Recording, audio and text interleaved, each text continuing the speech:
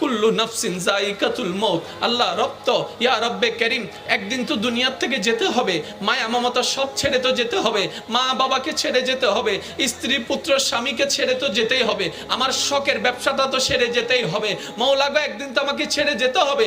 একদিন তো আমি দেখবো না সূর্যের আলোটা, চন্দ্রের সেই কিরণটা আমি দেখবো না, পৃথিবীর বাতাসটা আমি আর নিতে পারবো না। মওলা, একদিন তো মৃত্যু বরণ করতে হবে। মওলা গো, কেউ মৃত্যু বরণ করে মোটরসাইকেলে, কেউ মৃত্যু বরণ করে বাসের মধ্যে, কেউ মৃত্যুবরণ করে হসপিটালের মধ্যে, কেউ মৃত্যুবরণ করে এখানে, কেউ মৃত্যুবরণ করে ওখানে, কেউ মৃত্যুবরণ করে পানিতে, কেউ মৃত্যুবরণ করে আগুনে, কেউ মৃত্যুবরণ করে স্ট্রোক করে। মওলা, মৃত্যু যেহেতু আমার হবে, তোমার দরবারে একটা ফরিয়াদ, এমন একটা মৃত্যু দিও যখন আমার কপালটা থাকবে সিজদার মধ্যে, আমার কপালটা থাকবে সিজদার মধ্যে, জবান থেকে বের হতে থাকবে তোমার প্রশংসা, সুবহান রাব্বিয়াল আলা, সুবহান রাব্বিয়াল আলা। মওলা গো, আমার জীবন সার্থক হয়ে যাবে যদি আমার মৃত্যুটা তোমার কুদরতি কদমে সিজদার মাধ্যমে হয়ে যায়। ভাইরা, নামাজ 5 ওয়াক্ত ফরজ জানে না কে? সবাই জানে। এই মুহূর্তে আমার মাইকের আওয়াজ যতটুকু যাচ্ছে একটু মনোযোগ দিবেন। নামাজ 5 ওয়াক্ত ফরজ জানে না কে? সবাই জানে। আমি সবার আওয়াজ পাই নাই, আরো জোরে বলেন। অলরেডি কিন্তু 16 মিনিট শেষ, সেজন্য তাড়াতাড়ি বলছি, একটু দ্রুত বলবেন। নামাজ 5 ওয়াক্ত ফরজ জানে না কে? তারপরে মসজিদে মুসল্লি নাই কেন?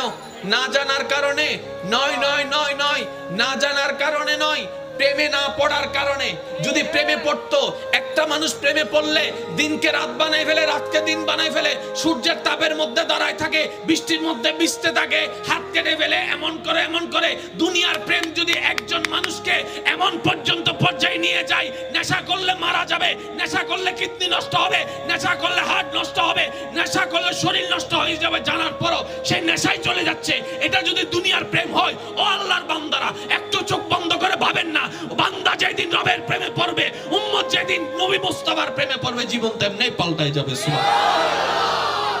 আমরা সব সময় ভয় দিয়ে নিয়ন্ত্রণ করার চেষ্টা করি, যেটা আমাদের জন্য সবচেয়ে বড় ভুল। কথা বলেন না? মা বাবা কত দামি জানে না কে? শুনে বলেন না। তারপরে মা বাবার সাথে বেয়াদবি করা হচ্ছে কেন? না বুঝার কারণে। কি না? ওই তারা মারামারি করে উড়ে ফেলার। ওয়া, এই এক্সকিউজ মি, এই যে সাত ঘরের দে ঘরের মারামারি। এই একবার বলেন মারহাবা। আচ্ছা, আপনারা কি আমার কথা কষ্ট পাচ্ছেন? এবার রব কি বলছেন দেখেন। ও আমার বান্দা, ইন্নাদ-দীনা ইনদাল্লাহিল ইসলাম। আয়াতটা আমরা 1000 বার শুনেছি, 1000 বার পড়েছি। এর অর্থ কম বেশি আমাদের সকলেরই জানা, কিন্তু গভীরতায় যাওয়ার চেষ্টা করিনি। উলামায়ে কেরামের দোয়া নিয়ে আসুন আজকে একটু গভীরে ডুব দেওয়ার চেষ্টা করি ইনশাআল্লাহ। ভাইয়া, কথা না বললে আমি খুশি হব।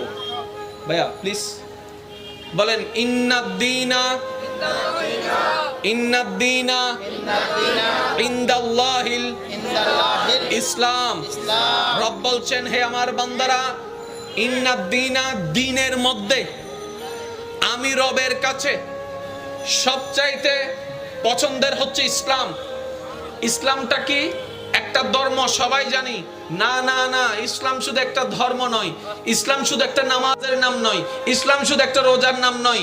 ইসলাম হচ্ছে এমন একটি সাজেশনের নাম, যেটাকে ফলো করার মতো, ফলো করতে থাকলে অমানুষ মানুষ হয়ে যাবে, অমানুষ মানুষ হয়ে যাবে, অভদ্র ভদ্র হয়ে যাবে, অশান্তিওয়ালা শান্তিওয়ালা হয়ে যাবে, উচ্ছৃঙ্খল ভদ্র হয়ে যাবে, অমানুষ মানুষ হয়ে যাবে, অন্ধকারওয়ালা আলোকিতওয়ালা হয়ে যাবে, জাহান্নামীওয়ালা জান্নাতি হয়ে যাবে। সুবহানাল্লাহ। এটা একটা সাজেশন, গাইডলাইন। এটা আপনাকে বলবে কি করবা কি করবা না, কতটুকু করবা কতটুকু করবা না। এবার আমি আপনাদেরকে একটা কথা বলি, আমাদের ধর্মের নাম কি? ইসলাম। আচ্ছা, এই ইসলাম ধর্মে বাথরুমে ঢোকার নিয়ম আছে না নাই? আছে। বের হওয়ার নিয়ম আছে। মাশাআল্লাহ। আচ্ছা, যে ধর্মে বাথরুমে ঢোকার এবং বাইরে হওয়ার নিয়ম পর্যন্ত দেওয়া আছে, এখানে আর বাকি আছে কি? সুবহানাল্লাহ। সুবহানাল্লাহ। আয় বোমারি দিন দাও আসবে ছোট হইলে আরো জোর হন সুবহানাল্লাহ। আপনি ভাবেন, ইসলামটা গরু ছাগলের জন্য না মানুষের জন্য? তো মানুষের ভিতর 24 ঘন্টা আছে না নাই? এই 24 ঘন্টার প্রত্যেকটা কাজ কিভাবে করলে এই দুনিয়াতেও উত্তম হবে, পরকালও কল্যাণ হবে, সেগুলার দেওয়া আছে, সেটার নাম ইসলাম। বাথরুমে ডুববেন কোন পা? বাম পা। জোরে বলেন। বাম পা। বাথরুম থেকে বের হবেন ডান পা। মসজিদে ঢুকবেন ডান পা। ডান পা। মসজিদে ঢুকবেন ডান পা। বের হবেন বাম পা। পুরা কি সমান নাকি উল্টা? উল্টা। কেন? আমরা ভাবিনি, আমরা কখনো ভাবিনি। মনে রাখবেন আজকে আমার একটা কথা আমি সবার উদ্দেশ্যে বলছি, ইসলাম কোনো অ্যাজ ইউজুয়াল ধর্ম না, ইসলাম একটা গহীন গবেষণাগার। সমুদ্রের তলা পর্যন্ত হার মেনে যাবে ইসলামের সামনে, এত গভীর। আমরা আজকে থেকে একটা কাজ করবেন, আমার অনুরোধ, ইসলামের প্রত্যেকটা কাজকে আপনি শুধু ভাববেন আচ্ছা এটা এমন হলো কেন, আল্লাহ এইভাবে দিলেন কেন, আল্লাহ এইভাবে দিলেন কেন, আল্লাহ এইভাবে করলেন কেন, আল্লাহ এইভাবে বললেন কেন। দেখবেন প্রত্যেকটা কাজে কাজে আপনার গবেষণা আসবে, গবেষণার থেকে প্রেম আসবে, আর প্রেম আসলে আপনি ঝগড়া করার টাইম পাবেন না, গবেষণা করতেই থাকবেন। বলেছিল আরেকটু জোরে বলেন না। বাথরুমে ঢোকার সময় এই তো বলেন না, বাথরুমে ঢোকার সময়, বাথরুম থেকে বের হওয়ার সময়, মসজিদে ঢোকার সময় আর বের হওয়ার সময়। এবার আসুন একটু বিজ্ঞানকারের পার্থক্যটা বুঝি। মানুষের শরীরের পুরো ব্যালেন্সটা থাকে কিসের উপর? জোরে বলেন। আচ্ছা মাঝে মধ্যে আমাদের কি স্কুলে সাজা দিয়েছে এই এক ট্যাঙ্গর দিয়ে, আচ্ছা এক ট্যাঙ্গর দিয়ে কেঙ্গর হয়, তার মানে ব্যালেন্স। জোরে বলেন না ব্যালেন্স, ব্যালেন্স। কিন্তু যখন আপনি দুই পায়ে দাঁড়ায় থাকবেন মোটামুটি ব্যালেন্স থাকবে।